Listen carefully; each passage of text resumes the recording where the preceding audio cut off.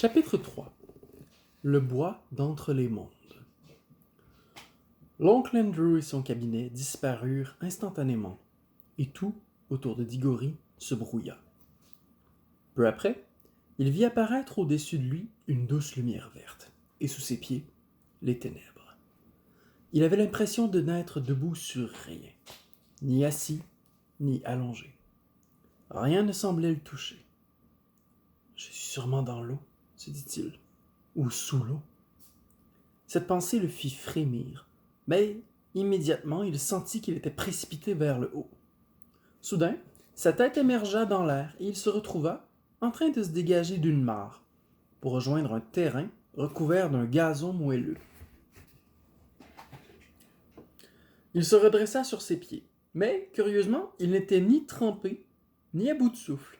Ses vêtements étaient parfaitement secs. Il était debout, au bord d'une petite mare, à peine 3 mètres de longueur, au milieu d'un bois, dont les arbres étaient si rapprochés et le feuillage si dense, qu'il était impossible d'apercevoir le moindre éclat de ciel. Seule perçait cette lumière verte. Plus haut, le soleil devait être très fort, car c'était une lumière très intense, une lumière chaude. Le bois était d'un calme inimaginable. On pouvait presque sentir les arbres pousser. La mare, dont Diggory venait d'émerger, n'était pas la seule. Il y en avait des dizaines, une tous les 5 ou 6 mètres, à perte de vue. Et l'on pouvait presque sentir les arbres boire l'eau de la terre à travers leurs racines. C'était un bois qui dégageait une impression de vie. Plus tard, quand il tentait de le décrire, Diggory disait toujours « C'était un endroit compact, aussi compact que du plum cake. » Plus étrange encore, Diggory avait plus ou moins oublié comment il était arrivé là. Il ne pensait plus du tout ni à Polly, ni à l'oncle Andrew, ni même à sa mère. Il n'éprouvait aucune peur, aucune excitation, aucune curiosité. Si quelqu'un lui avait demandé « D'où viens-tu » il aurait sans doute répondu « J'ai toujours été ici ». Tel était son sentiment. Comme s'il avait toujours été dans ce lieu, sans jamais s'ennuyer, alors qu'il ne s'était jamais rien passé. Longtemps après, il disait encore « C'était pas le genre de lieu où se passent des choses. Seuls les arbres continuaient de pousser, c'est tout. » Après avoir observé le bois pendant un certain temps, il remarqua une petite fille, allongée sur le dos, au pied d'un arbre, à quelques mètres de lui. Elle avait les yeux fermés, ou plus ou moins fermés, comme si elle était entre la veille et le sommeil. Il l'observa longtemps sans rien dire. Puis, elle finit par ouvrir les yeux, et le fixa un long moment, sans rien dire non plus. Elle se mit alors à parler d'une voix rêveuse, mais pleine. « Il me semble que je vous ai déjà vu, » dit-elle. « Il me semble également que je vous ai déjà vu. Êtes-vous ici depuis longtemps? »« Oh! Depuis toujours. Enfin, je ne sais plus. Depuis très longtemps. »« Moi aussi. »« Non, vous non. Je viens de vous voir sortir de cette mare. »« Oh, oui, c'est vrai, sans doute, » répondit Diggory d'un ton perplexe. « J'avais oublié. » Un long moment passa, pendant lequel ni l'un ni l'autre ne dit rien. « Attendez, » intervint bientôt la fillette. « Je me demande si nous ne nous serions jamais rencontrés avant. J'ai l'impression floue, ou comme une image dans la tête, d'un petit garçon et d'une petite fille comme nous qui vivraient dans un lieu complètement différent et feraient toutes sortes de choses ensemble. Enfin, ce n'était peut-être qu'un rêve. J'ai fait le même rêve, du moins je crois. Il y avait un petit garçon et une petite fille qui habitaient côte à côte. Et il était question d'un passage entre des poutres. Je me souviens que la fillette avait le visage barbouillé.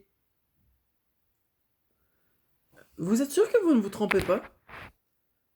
Dans mon rêve, c'était le garçon qui avait le visage barbouillé. Ah, je ne me souviens pas de son visage à lui, reprit Diggory, avant d'ajouter. Tiens, mais qu'est-ce que c'est? Comment ça? C'est un cochon d'Inde, répondit la fillette. En effet, c'était un gros cochon d'Inde qui flairait l'herbe autour de lui. Il portait, au milieu du dos, un morceau de ruban et, noué au ruban, une bague jaune brillante. Regardez! S'écria Diggory. La bague! Regardez, vous en avez une au doigt, vous aussi! Et moi aussi! La petite fille se redressa pour s'asseoir, plus intriguée que jamais. Et tous deux recommencèrent à se dévisager en essayant de creuser dans leur mémoire. Brusquement, pile à l'instant où elle cria « Monsieur Ketterly !» il cria « L'oncle Andrew !» Ils avaient enfin compris qui ils étaient et se mirent à dévider tout le fil de leur histoire. Ce fut une discussion extrêmement vive, mais elle leur permit enfin de remettre les choses en ordre. Diggory raconta notamment à quel point l'oncle Andrew avait été ignoble avec lui. « Et maintenant, que faut-il faire ?» demanda Polly. « Prendre le cochon d'Inde et rentrer ?»« Oh, il n'y a aucune urgence, » répondit Diggory en bâillant Corneille. « Si, au contraire, dit-elle, cet endroit est trop calme, trop irréel.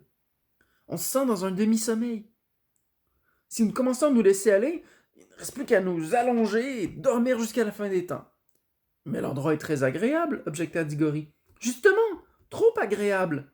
Non, il faut rentrer, dit-elle en se levant et en commençant à se diriger doucement vers le cochon d'Inde, avant de changer brutalement d'avis. Non, nous ferions mieux de laisser le cochon d'Inde ici. Il est parfaitement heureux, tandis que si nous le ramenons à la maison, ton oncle va encore lui faire toutes sortes de misères. Je parie, oui, répondit Diggory. Regarde la façon dont il nous a traités, nous. Au fait, comment est-ce qu'on fait pour rentrer? En retournant dans la mare, j'imagine. Ils avancèrent ensemble jusqu'au bord de la mare. La surface lisse de l'eau miroitait sous le reflet des branches au feuillage vert et donnait une impression de réelle profondeur. « Nous n'avons pas de maillot de bain, » remarqua Polly. « Nous n'avons pas besoin, Bécasse. Il suffit d'entrer tout habillé. Tu te souviens pas que t'étais pas mouillé en sortant? Tu sais nager? Plus ou moins. Et toi?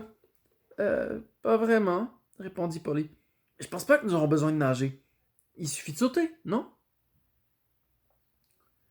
Ni l'un ni l'autre n'était très rassurés à l'idée de sauter dans cette mare, mais aucun n'osait l'avouer. Ils se prirent la main, comptèrent jusqu'à 3. 1, 2, 3! Sautez! Et sautèrent.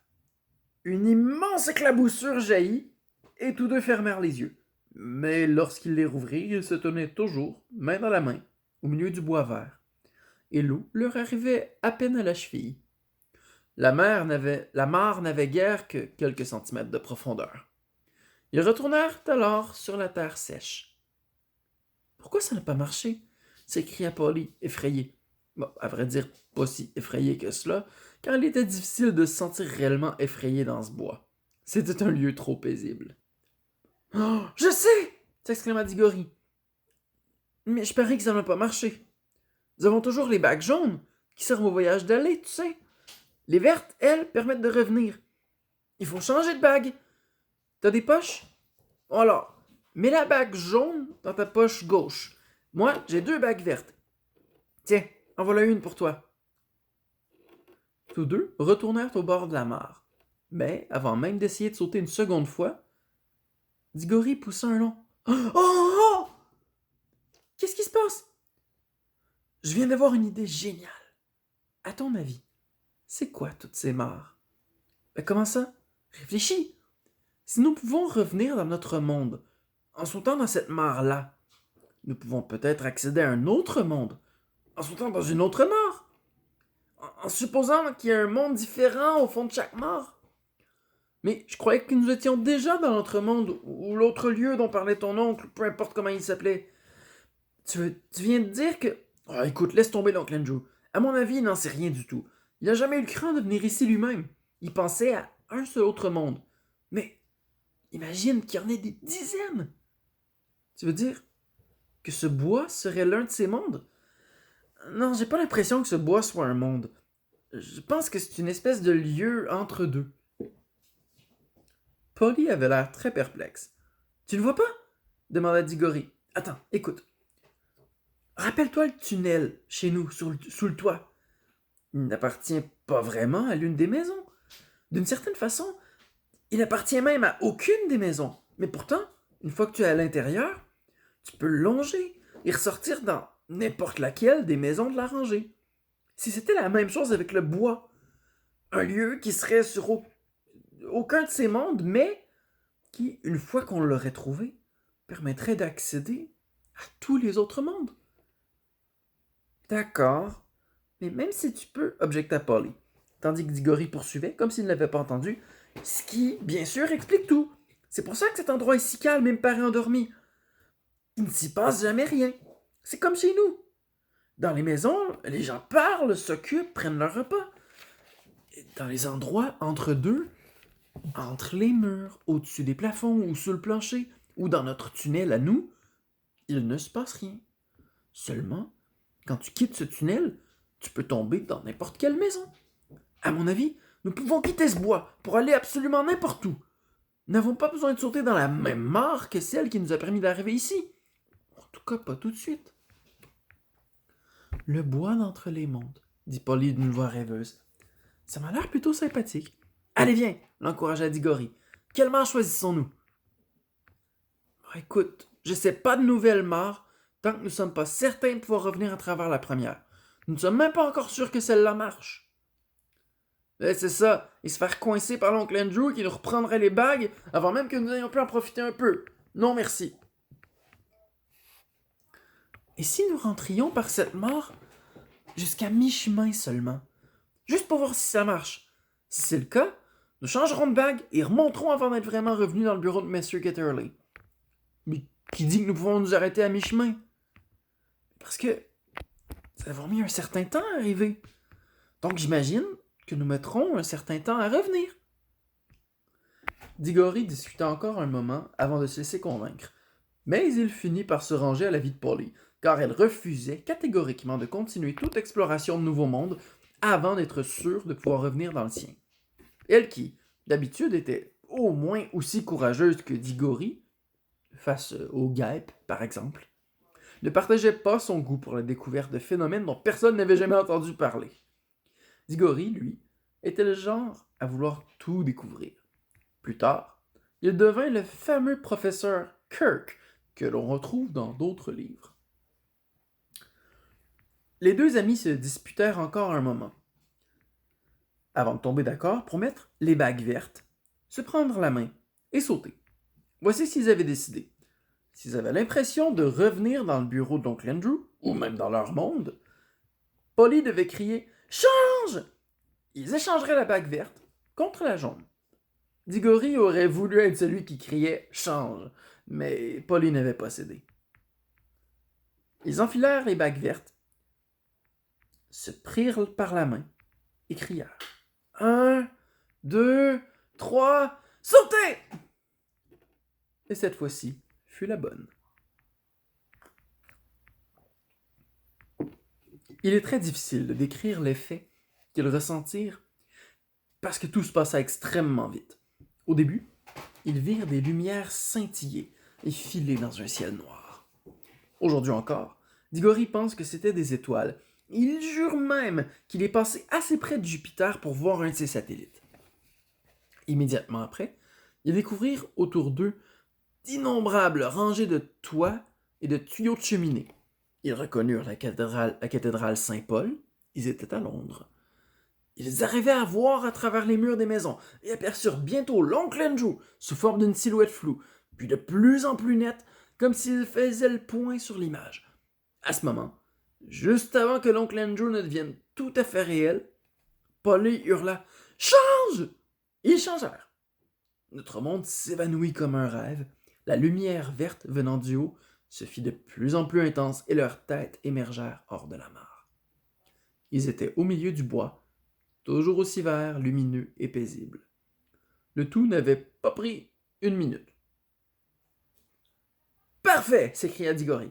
« Maintenant, en route pour la grande aventure !» N'importe quelle mare fera l'affaire. Allez, on essaie celle-là. Attends, dit Polly. Tu crois pas qu'il faudrait marquer la première mare? Quand ils comprirent ce qu'ils avaient failli oublier, ils échangèrent un long regard, pâle comme la mort. Il y avait dans le bois un nombre infini de mares, qui, comme les arbres, se ressemblaient toutes. C'est pourquoi, s'ils avaient oublié de marquer la mare du retour, ils n'auraient eu quasiment aucune chance de la retrouver. La main d'Igori tremblait encore lorsqu'il ouvrit son canif et découpa un long ruban de gazon au bord de la mare. Le sol, parfumé, était d'un rouge-brun profond qui se distinguait nettement contre le vert du gazon. Heureusement que le nous a un minimum de bon sens, fit remarquer Polly. Bon, c'était pas la peine d'insister.